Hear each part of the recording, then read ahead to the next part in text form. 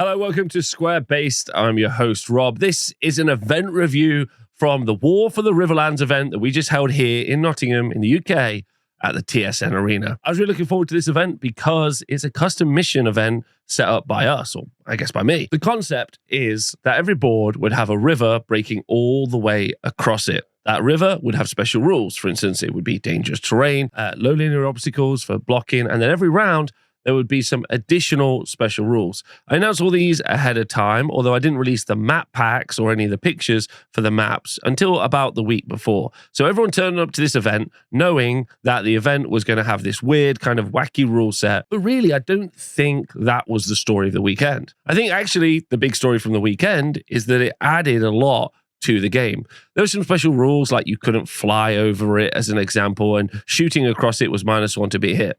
Those are pretty important because I think that they kind of softened maybe a bit of the meta. Dragons couldn't fly or use Swift Stride across a river, so their threat range was much more limited. But where did we get the rivers from, I hear you ask? Well, I built and painted all of them, which was pretty tough, I won't lie.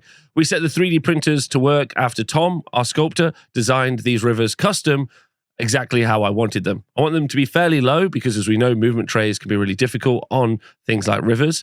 And therefore, I think that they were good enough to use. They were a good width, which I think was really comfortable. And they were made out of, like, obviously hard plastic from a printer. So they were very, very durable, and hopefully they'll last for a long time. What's nice about designing them ourselves is that we're going to be able to add to them in the future, planning on doing events with rivers, with bridges, maybe making it so that there's some forks in the rivers or something similar as well. But definitely something that we built from the ground up ourselves, which is cool. I had to build and paint all of it, though, and that was a massive effort. And I was up until Friday night getting all of the rivers sorted. But I think we can all agree that the result was pretty okay. Medium to maybe fine. Not the best, but there was a river on every board, and I think people really enjoyed playing on them. In fact, that's the first thing we're going to do. At the sold out event, I was able to catch up with some of the players and ask them how they felt about playing at the event and with the rivers. And the first person I'd like to talk about is Andy. Andy is a really nice guy. And the thing I like about Andy is Andy really makes me think about a lot of people who might be watching this video. He is a really busy family man with a job and a young family, and he's working really hard and is incredibly passionate about the old world. But with all of those commitments, he doesn't necessarily get all the time to play at events that he might want. But when he does turn up, his energy is through the roof. His Beastmen army is absolutely beautiful. And he really represents, to me, the everyman of the old world community. So I caught up with Andy and asked him what it was like playing at the event and how his army did. Joined by Andy. Hello, Andy. Hello, Rob. How are you? You've been playing Beastmen this weekend. How have you found it? It's been great. It's a rivers event, so the Beastmen have to cross the river. They've just got to get there. They've got to go for it. They've got to run. They've just got to do their best to come out of the forest and just wade through the waters. And to be honest, they've been doing it. How would you describe, like, your kind of experience level with playing the old world? Not that experienced. I don't get to play that many games, so I tend to play at events, usually here at the TSN. You should come. And so basically I learn against new armies when I face them at a tournament scene. So, but everyone here is really lovely. The community is great. So it's really helpful. So with that level of inexperience, how have you found, like, the rivers, like, adding an extra step? Has it been too much, or how have you found the river experience? The river's been great because it hasn't been too much. There was a special rule applied each round. So essentially you're only learning one thing at the start of the game, and actually it's fine. So it was quite useful for me. Like, some of the bonuses worked really well. And it just, to be honest, it just made the boards look amazing. Like, I took some pictures and I just looked back on them and it's just stunning. So more rivers, more castles, more everything. Did you have a favourite moment from the weekend? Favourite moment was probably rolling about 40 dangerous terrain tests for my gore and passing every single one of them. Oh, amazing. Absolute lads. They are just so keen to get through the river. I couldn't believe it myself. I was rolling the biggest amount of dice I rolled all weekend to see if I could kill myself. Are you going to continue playing Beastmen? You enjoying that playstyle? I'm loving it. I can't wait for the Arcane Journal to hopefully add some more flavours to it. It's so nice to be able to play a horde army but use movement trays, so I can push big blocks forward without hunching over and doing, and really appeals to me because it just looks awesome on the table. Any kind of advice for people who might want to go to events? Just put together something that you think will be fun, that kind of vibes with your own play style, and I guarantee you'll have a good time. The community's so good, people are so welcoming, you'll just learn loads, and then you'll just make iterative changes, and it's just get stuck in. Thank you very much. I'm going to put all of the rules for the rivers down below, so you can go check them out. And you can follow along or build your own river at home and use these rules. And I'll also include a link to the map cards as well. So you can use our terrain picking system to start playing these games wherever you are in the world. And if you do, please do let me know, because I'd absolutely love to see it. Timmy was here again with his Orcs and Goblins army, but this week had added a bunch more Orcs instead of having maximum spiders. Ed has his very cool Bretonian exile army, which is very fun with loads of cool conversions. And Michael had this fantastic Beast of Chaos army, even using Necromunda models and Age of Sigmar bits to make something really cohesive. Richie bought, as always, his absolutely brilliant Dwarf army, featuring Angry Amy, who we were lucky enough to meet at the event. Shout out to Angry Amy. Tom was here again with his absolutely super clean cut, beautiful Dwarf army. I love those Dwarf Lords on Shield Bearers. They're brilliant. Showing off all the bling is one of the nicest people you can meet, Owen, and he had this really brilliant Empire army. Very excited about the upcoming Arcane Journal. And while it's not going to win any painting awards, Jack was able to bring his cool Ogre army. And it was so nice to see Ogres at the event. They look so fun, and we rarely see them, so I loved seeing those. And trying his hardest to trigger everyone in the Facebook groups, Andy Ransom of the 2D6 YouTube channel brought his Linehammer Green Goblin-based dwarfs. I was lucky enough to catch up with Andy and ask him about his playing the dwarfs and playing at the Riverlands. And Andy is a clubmate and B, one of my favoriteest people. He's just super cool and super fun. And I know he's enjoyed being a menace with these dwarfs. So let's catch up with Andy right now. Joined by Andy Ransom of the Andy 2D6 YouTube channel. Hello, Andy. Hello. You're looking very short today, I'm noticing. Andy, you have been playing for Old World for the past couple of months since launch with dwarfs. How do you find playing with dwarfs? It's been a lot more competitive since I embraced the forbidden Linehammer strategy. You've been called out many times, and I'll include some footage so you can see, but you have really embraced Linehammer. What is it that you love about the Linehammer? I love the fact that it's an embarrassment to the game system and the fact that it's killing the game system. But outside of that, it's the fact that you get to attack back when the enemy charge you, which for dwarves is pretty wild, because anything that hits you normally going to wipe out your front measly rank of 5, and that's it. But when you've got 30, they wipe out 5, and then, well, here's my handful of dice coming back at you.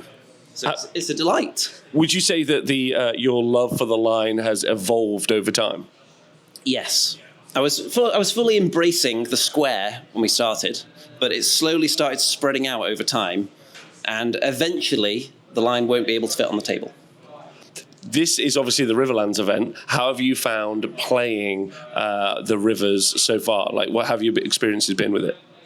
It is giving me -1 to hit shooting over it, which is the usual plan with this mega gun line of doom, but it's also slowing down the enemy advance, which I like. I haven't claimed the river in too many of the games because I'm not going to deploy that far forward. Don't want to be near the enemy. So it's been a mixed bag so far, the rivers for me. It does give the Doomseekers somewhere to sprint up and down and try and get themselves killed if they're not dead by the end of the game. That was a strategy that we heard much of yesterday, that you were taking your Doomseekers. If your Doomseeker dies, your opponent doesn't get the victory points, or do you get the victory points? If they're alive, your opponent scores the victory points. If they're dead, then nobody scores anything. So you're just running Doomseekers up and down rivers, hoping that an alligator eats them. Can you think of a more heroic death than that? Andy, any advice for people who would like to play at Old World events? Don't play dwarves, probably.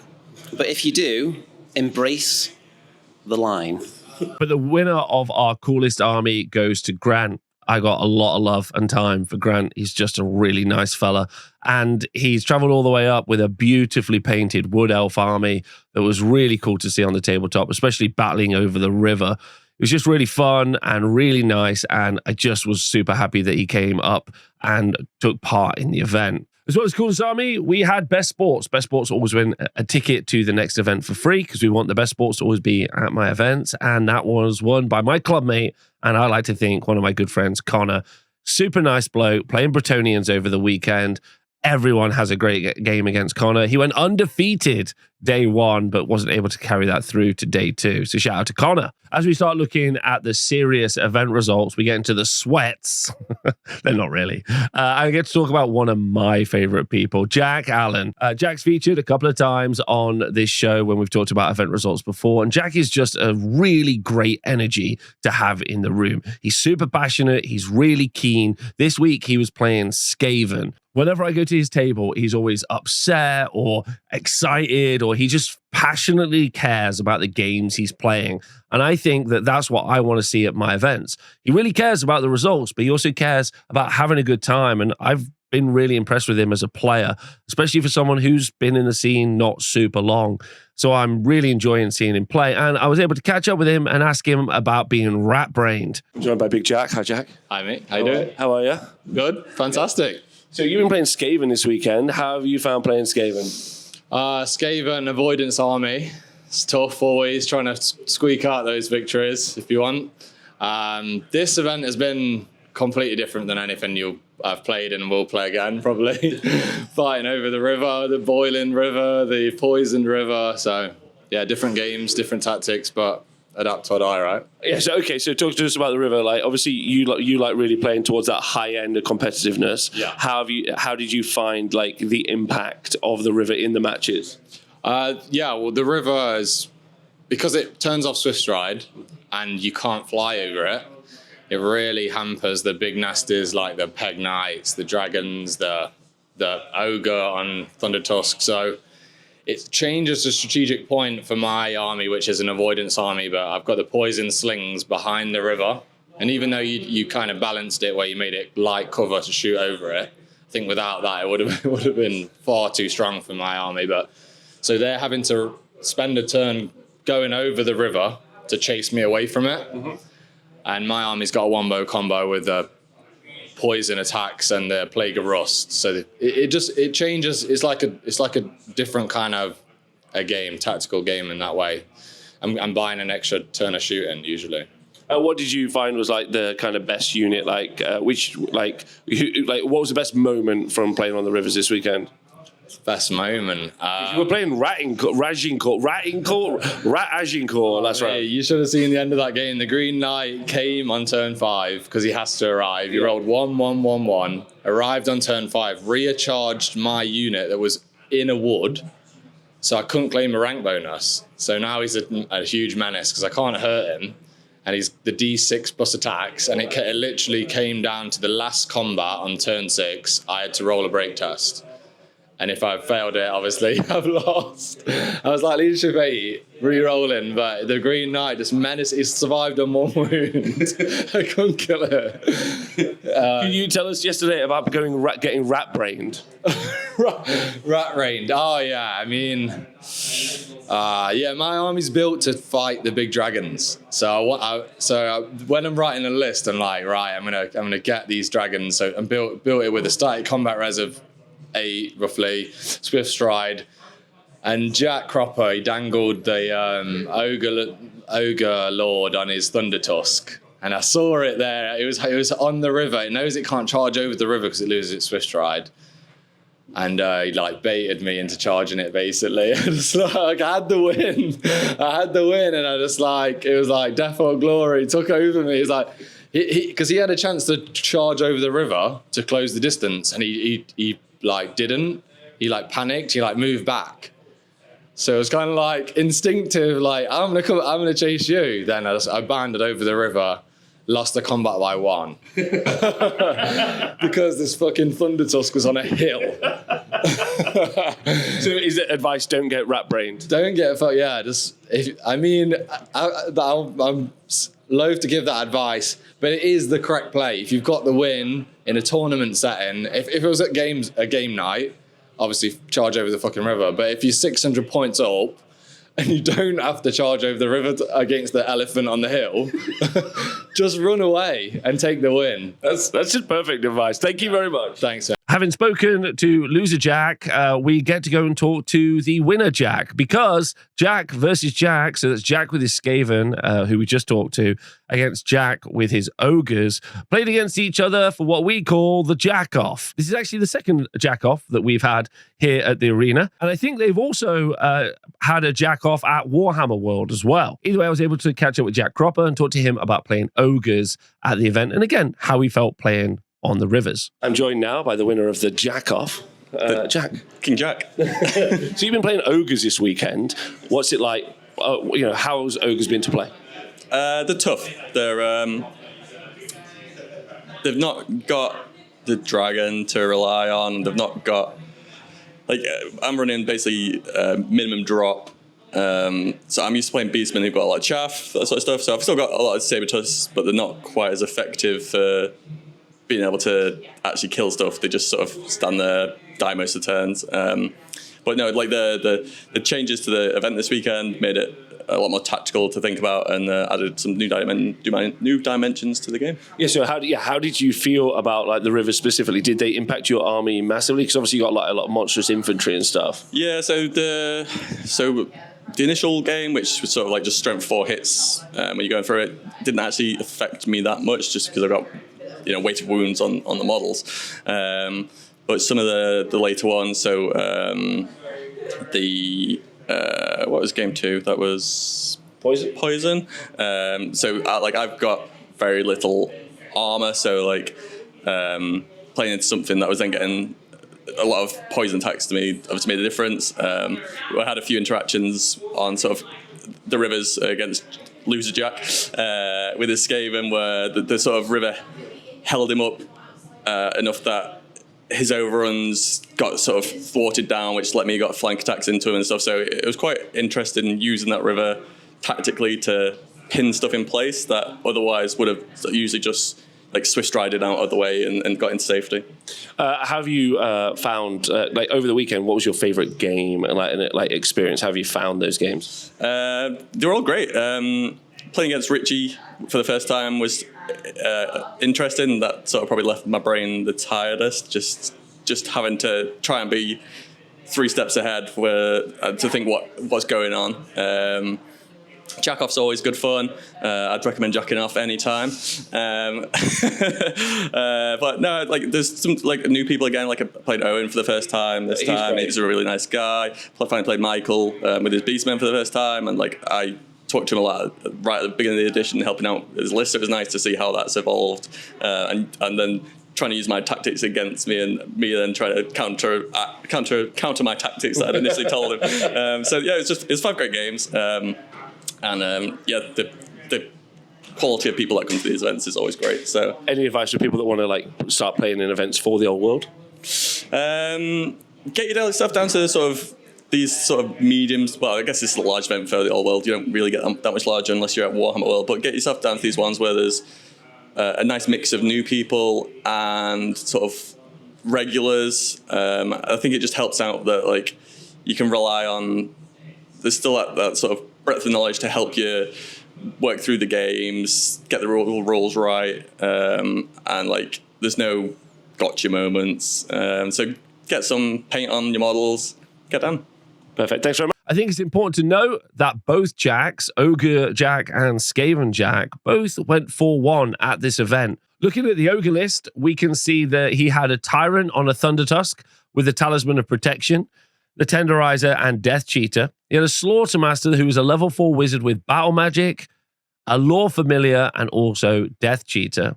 He had a BSB Bruiser on foot with the armor of Meteoric Iron, the Demon Slayer Scars, and Death Cheater. For core units, he had 4 units of 2 Saber Tusks coming in clutch as Redirectors and Chaff.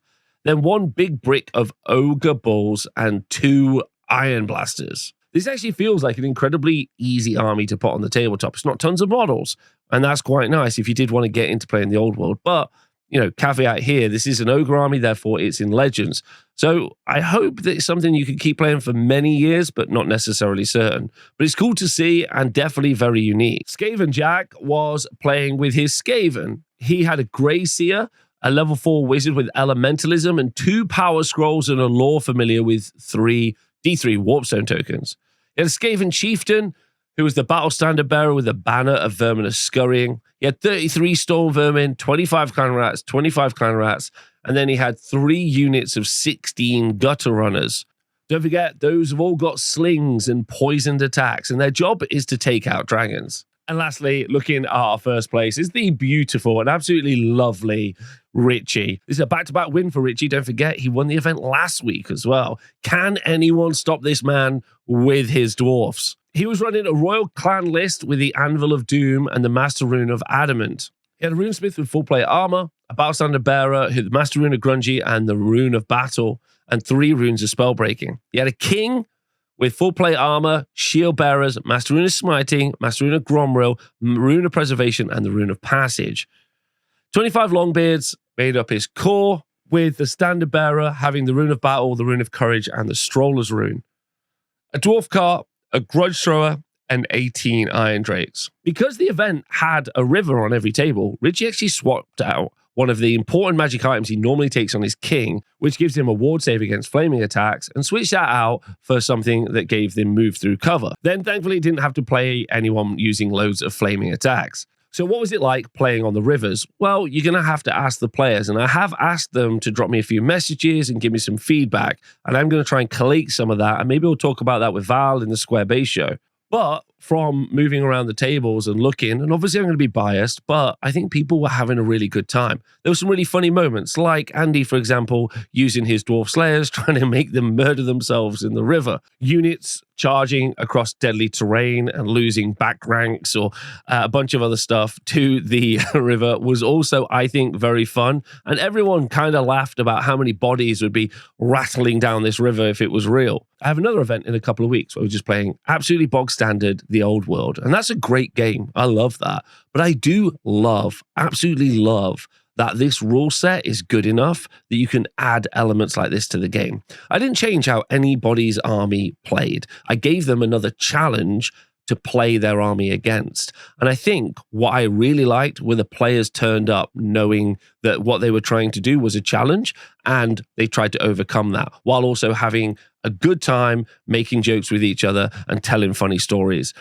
And to me, that's one of the strengths about the Old World. Compared to some of the other game systems, it is far more like tactile. Everything feels a little bit more real. And I think the concept of walking across a river and losing a couple of dudes is actually pretty funny. The game that makes me laugh a lot is watching Richie with his dwarfs play against Jack with his ogres. Richie kept losing dwarfs to the river, which makes sense. They're small and they're covered in armor. Rivers are tough for them. Whereas the ogres just waded through and they didn't take any damage at all.